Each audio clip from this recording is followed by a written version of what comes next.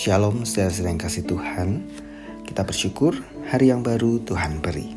Dalam salam pagi hari ini, mari kita melanjutkan pembacaan firman Tuhan dari kitab Ulangan pasal 17 ayat 2-20. Apabila di tengah-tengahmu di salah satu tempatmu yang diberikan kepadamu oleh Tuhan Allahmu, ada terdapat seorang laki-laki atau perempuan yang melakukan apa yang jahat di mata Tuhan Allahmu dengan melangkahi perjanjiannya, dan yang pergi beribadah kepada Allah lain dan sujud menyembah kepadanya, atau kepada matahari, atau bulan, atau segenap tentara langit, hal yang telah kularang itu, dan apabila hal itu diberitahukan atau terdengar kepadamu, maka engkau harus memeriksanya baik-baik. Jikalau ternyata benar dan sudah pasti bahwa kekejian itu dilakukan di antara orang Israel, maka engkau harus membawa laki-laki atau perempuan yang telah melakukan perbuatan jahat itu keluar pintu gerbang. Kemudian laki-laki atau perempuan itu harus kau lempari dengan batu sampai mati. Atas keterangan 2 atau 3 orang saksi haruslah mati dibunuh orang yang dihukum mati. Atas keterangan 1 orang saksi saja janganlah ia dihukum mati.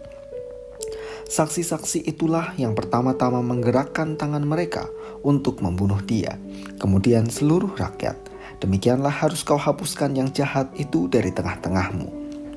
Apabila sesuatu perkara terlalu sukar bagimu untuk diputuskan, misalnya bunuh-membunuh, tuntut-menuntut, atau luka-melukai, perkara pendakwaan di dalam tempatmu, maka haruslah engkau pergi menghadap ke tempat yang akan dipilih Tuhan Allahmu. Haruslah engkau pergi kepada imam-imam orang Lewi dan kepada hakim yang ada pada waktu itu dan meminta putusan. Mereka akan memberitahukan kepadamu keputusan hakim, dan engkau harus berbuat menurut keputusan yang diberitahukan mereka kepadamu dari tempat yang akan dipilih Tuhan. Engkau harus melakukan dengan setia segala yang ditunjukkan mereka kepadamu, menurut petunjuk yang diberikan mereka kepadamu, dan menurut keputusan yang dikatakan mereka kepadamu, haruslah engkau berbuat. Janganlah engkau menyimpang ke kanan atau ke kiri dari keputusan yang diberitahukan mereka kepadamu. Orang yang berlaku terlalu berani dengan tidak mendengarkan perkataan imam yang berdiri di sana sebagai pelayan Tuhan Allahmu atau perkataan hakim, maka orang itu harus mati. Demikianlah harus kau hapuskan yang jahat itu dari antara orang Israel. Maka seluruh bangsa itu akan mendengar dan menjadi takut dan tidak lagi berlaku terlalu berani.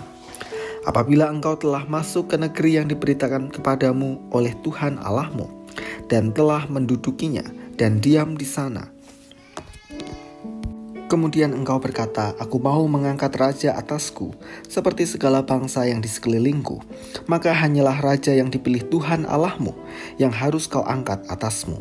Dari tengah-tengah saudara-saudaramu haruslah engkau mengangkat seorang raja atasmu.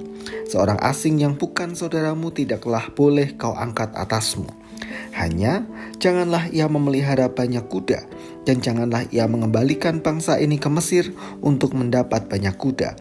Sebab Tuhan telah berfirman kepadamu, janganlah sekali-kali kamu kembali melalui jalan ini lagi.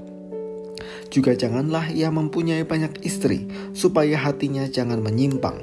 Emas dan perak pun janganlah ia kumpulkan terlalu banyak. Apabila ia duduk di atas tahta kerajaan, maka haruslah ia menyuruh menulis baginya salinan hukum ini menurut kitab yang ada pada imam-imam orang Lewi. Itulah yang harus ada di sampingnya, dan haruslah ia membacanya seumur hidupnya untuk belajar takut akan Tuhan Allahnya, dengan berpegang pada segala isi hukum dan ketetapan ini untuk dilakukannya, supaya jangan ia tinggi hati terhadap saudara-saudaranya, supaya jangan ia menyimpang dari perintah itu ke kanan atau ke kiri, agar lama ia memerintah ia dan anak-anaknya di tengah-tengah orang Israel. Dari teks bacaan kita hari ini, kita menemukan suatu keharusan yang diperintahkan Tuhan untuk menaati apa yang menjadi keputusan-keputusan yang dipilih atau dibuat oleh 3 pihak. Pada perikop yang pertama, yaitu ayat 2-7, di sana kita ditunjukkan pentingnya mengikuti keterangan para saksi dan terlebih dahulu beroleh hikmat Tuhan sebelum umat harus menyampaikan hukuman bagi orang-orang yang beribadah kepada ilah lain. Prinsipnya, Tuhan Allah adalah jangan sampai ada penyembahan Allah lain di tengah-tengah umat. Dengan prinsip itu, Tuhan Allah mengharuskan umat untuk tidak berkompromi dengan penyesatan. Namun demikian, Tuhan Allah tidak menghendaki sikap main hakim dan semena-mena. Maka Tuhan Allah memerintahkan untuk menemukan saksi-saksi yang dipercaya. Saksi-saksi ini harus menilai berdasarkan apa yang mereka lihat dengan mata kepala dan secara jujur. Dengan keterangan itu, barulah mereka yang pertama berhak melempar batu untuk merajam para penyembah berhala. Barulah diikuti umat yang lain. Yang kedua, Tuhan Allah memerintahkan umat untuk menaati perkataan Imam Lewi dan para hakim. Orang-orang ini adalah mereka yang dikhususkan Tuhan Allah untuk melayani Dia. Dan orang-orang inilah yang beroleh pengurapan, sehingga mereka diberi hikmat Tuhan untuk memecahkan perkara-perkara yang lebih sukar dibandingkan pada kasus yang pertama. Umat perlu belajar mempercayai perkataan dan pertimbangan orang-orang yang diurapinya untuk memimpin umat. Yang ketiga, umat diharuskan taat kepada Tuhan Allah sendiri. Tentu ini bukanlah sebuah pilihan bagi umat Tuhan. Umat harus taat kepada Tuhan, apapun yang Tuhan sampaikan dalam firman dan hukum-Nya. Pada teks kita, ditunjukkan bahwa kelak jika suatu saat mereka menginginkan seorang raja, maka raja yang dipilih Tuhanlah yang diperkenan memimpin Israel, bukan semata-mata berdasarkan keinginan umat Israel. Tentu harapannya agar umat hidup teratur dan tidak bertindak sesuka hati. Demikian pula raja yang dipilih harus menjalankan tugasnya tepat seperti firman Tuhan Allahnya.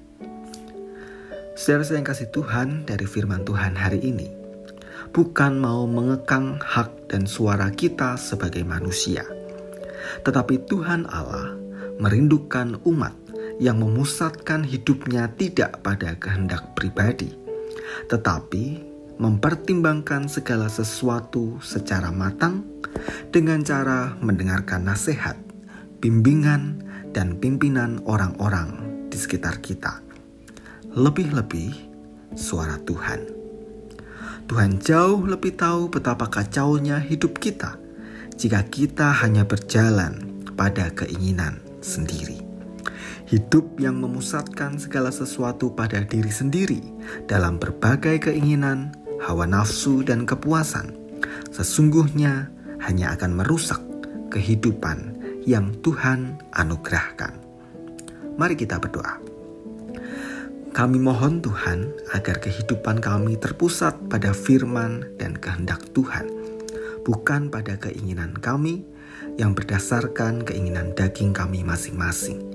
Karena kami tahu bahwa itu semua sesungguhnya tidak berkenan di hadapan Tuhan. Tolong kami Tuhan agar kami menerima, menghargai orang-orang yang Tuhan hadirkan di sekeliling kami untuk membimbing, menasehati, bahkan memimpin kami untuk hidup di jalan Tuhan. Kami bersyukur atas hari yang baru dan firman yang kami renungkan. Maka kami menyerahkan kehidupan kami sepanjang hari ini ke dalam pemeliharaan Tuhan. Di dalam nama Tuhan kami Yesus Kristus, kami memohon. Amin.